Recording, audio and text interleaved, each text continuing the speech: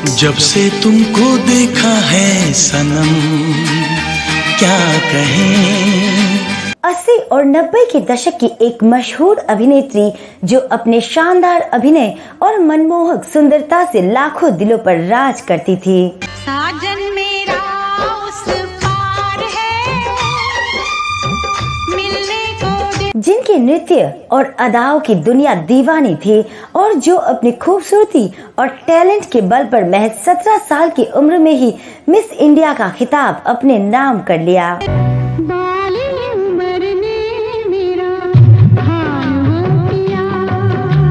लेकिन क्या आपको पता है कि एक फिल्म की शूटिंग के दौरान इनके साथ कुछ ऐसा हुआ कि इनकी रूह कांप गई और उसका असर सालों तक इनके दिलो दिमाग पर रहा। आगे बढ़ो, बढ़ो आगे, मत दो, दिखाओ अपनी मर्दानगी, दिखाओ।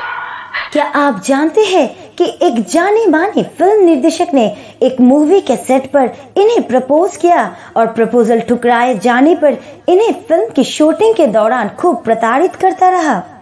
घबराइए नहीं, अच्छी तरह से देखिए, हाँ गौर से देखिए, ये था क्या?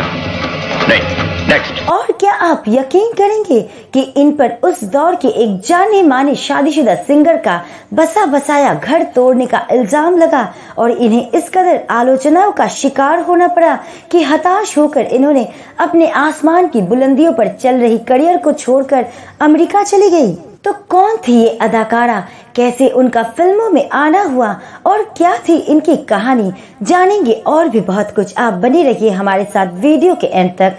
हेलो दोस्तों, मैं हूं अन्नू और आप देख रहे हैं अपना पसंदीदा चैनल A2 फिल्मी टॉक।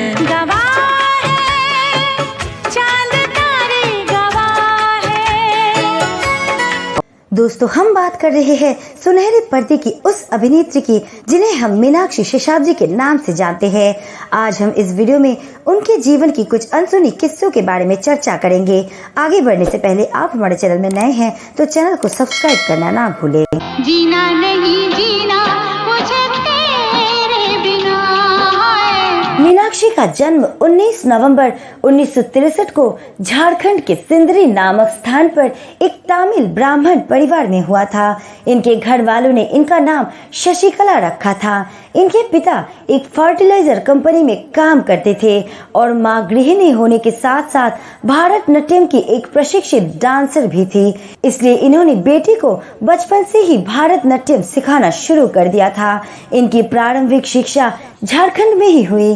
पढ़ाई के दौरान मीनाक्षी अक्सर डांस कंपटीशन में हिस्सा लिया करती थी। अरे नहीं, क्या बात कर रही हैं? शो की जान तो आप थी, बहुत अच्छा नाचती हैं आप, बल्कि आप जैसे कलाकार को तो फिल्म इंडस्ट्री में होना चाहिए। धीरे धीरे उनकी स्कूल की पढ़ाई पूरी हुई और आगे की पढ़ाई के लिए वो दिल्ली आ गई। बाद में मीनाक्षी ने भारतनाट्यम के अलावा 3 तरह के और क्लासिकल डांस सीखे, जिनमें कुचिपुड़ी, कथक और ओडिसी शामिल थी। इन्होंने नृत्य में महारत हासिल की थी।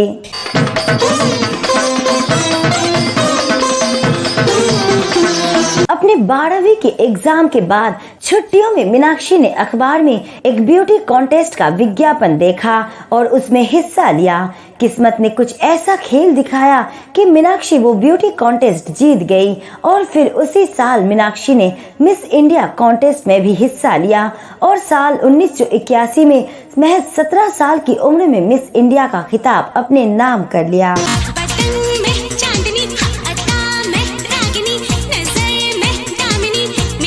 मीनाक्षी ने उसी साल जापान के टोक्यो में आयोजित मिस इंटरनेशनल 1981 में भारत को रिप्रेजेंट किया और सबकी नजरों में आ गई।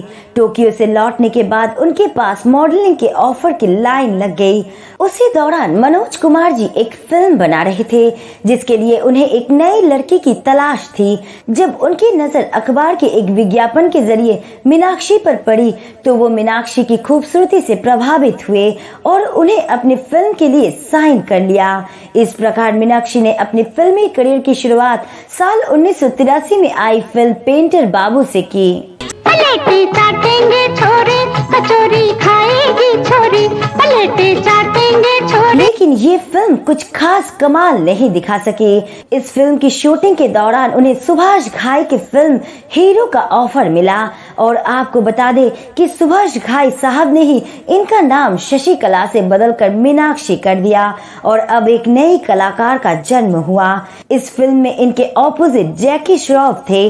साल 1983 में उनकी फिल्म हीरो रिलीज हुई और सुपर हिट रही और मीनाक्षी रातों रात स्टार बन गई। कोयल कूके गाए मल्हार। इसके बाद तो मानो उनके फिल्मी करियर को पंख लग गए। मीनाक्षी ने फिर गंगा जमुना सरस्वती, बेवफाई, घातक, मुकद्दर का फैसला, शहंशाह, मेरी जंग, स्वाति, बड़े घर की बेटी, घायल, घर परिवार और दामिनी जैसी फिल्में की। और पल तेरे प्यार को तरसे मेरा दिल, दूर मेरे मीनाक्षी ने उस दौर के सभी बड़े अभिनेताओं के साथ काम किया। उन्होंने अमिताभ बच्चन, ऋषि कपूर, जितेंद्र, अनिल कपूर, जैकी श्रॉफ, राजेश खन्ना और सनी देओल जैसे बड़े अभिनेताओं के साथ सिल्वर स्क्रीन शेयर किया और बुलंदियों पर पहुंच गई। जाने दो मुझे जाना है, हर वादा जो किया है वो निभाना। बॉलीवुड में उन्हें फिल्म दामिनी से जबरदस्त लोकप्रियता हासिल हुई और इसमें उनके शानदार अभिनय को आज भी याद किया जाता है। सब झूठ बोल रहे हैं और आपने मुझसे भी झूठ बुलवाया। आज झूठ बुलवाया। सुभाष घाई के बाद राजकुमार संतोषी ने मीनाक्षी के करियर को संवारने में अहम भूमिका अदा की। उन्होंने एक समय अपने अधिकतर फिल्मों में मीनाक्षी को ही साइन किया था, जिसमें घातक, दामिनी और घायल जैसी फिल्में शामिल है। गवाह है चांद तारे, गवाह है। हालांकि मीनाक्षी को उनकी इतनी सारी फिल्मों में लेने का राज उस समय खुला जब राजकुमार संतोषी ने फिल्म दामिनी की शूटिंग के दौरान उनसे अपने प्यार का इजहार किया। राजकुमार संतोषी उनसे शादी करना चाहते थे, मगर मीनाक्षी ने उन्हें मना कर दिया। लेकिन उनका ये इनकार उनके लिए बड़ी मुसीबत लेकर आया। बताती है कि इसके बाद तो डायरेक्टर साहब बेवजह मीनाक्षी के शॉट्स को कई बार रिपीट कराते और सबके सामने उन्हें बेइज्जत करते रहते। कुछ लोगों का मानना था कि इसी बर्ताव से परेशान होकर उन्होंने अपना बची हुई फिल्में तुरंत कंप्लीट की और इसके बाद फिल्म इंडस्ट्री ही छोड़ दी, क्योंकि वो इस तरह की परेशानियों से तंग आ चुकी थी। वही एक्ट्रेस की परेशानियों से जुड़ा एक और किस्सा भी सामने आया था। मीनाक्षी जब फिल्म नाचे नागिन गली गली की शूटिंग कर रही थी तो फिल्म का एक गाना शूट करने के लिए मुंबई में जुहू का एक बंगला किराए पर लिया गया था। यहाँ इस गाने की शूटिंग के बाद रेस्ट के लिए जब वो बंगले के एक कमरे की तरफ जा रही थी तभी एक शख्स ने उन पर अचानक हमला कर दिया। मीनाक्षी घबरा गई और तेज तेज चिल्लाने लगी। उनकी आवाज सुनकर कुछ लोग दौड़कर आए और मीनाक्षी को उस शख्स से छुड़ाया गया। उसने मीनाक्षी को इस कदर जकड़ रखा था कि छुड़ाने के बाद भी वो घंटों डर के मारे कांपती रही, रोती रही। उस व्यक्ति को पुलिस के हवाले किया गया तो पूछताछ में पता चला कि वो मीनाक्षी का एक पागल फैन था जो उनको पाना चाहता था। बता दे कि इस बात की चर्चा नीतीश भारद्वाज ने भी अपने एक इंटरव्यू में की थी, जो कि उस फिल्म में मीनाक्षी के को स्टार थे। मिले मन से ये मन, मिले तन से ये तन, आई मधुर मिलन। फिल्म जानकार बताते हैं कि फिल्म जुर्म का गाना जब कोई बात बिगड़ जाए कुमार शानू ने गाया था। इस फिल्म के प्रीमियर पर उनकी मुलाकात फिल्म की हीरोइन मीनाक्षी शेपाद्री से हुई और प्रीमियर शो पर हुई पहली मुलाकात धीरे धीरे प्यार में बदल गई। दोनों एक दूसरे को डेट करने लगे। इस बात का खुलासा तब हुआ जब कुमार शानू के सेक्रेटरी ने अपने एक इंटरव्यू में कहा कि कुमार शानू की कई गर्लफ्रेंड्स रही है और अभी भी वो मीनाक्षी शेपाद्री को डेट कर रही है। बात बिगड़ चुकी थी क्योंकि कुमार शानू पहले से ही शादीशुदा थे और इस खुलासे के बाद कई जिंदगियों में बवाल मच गया था।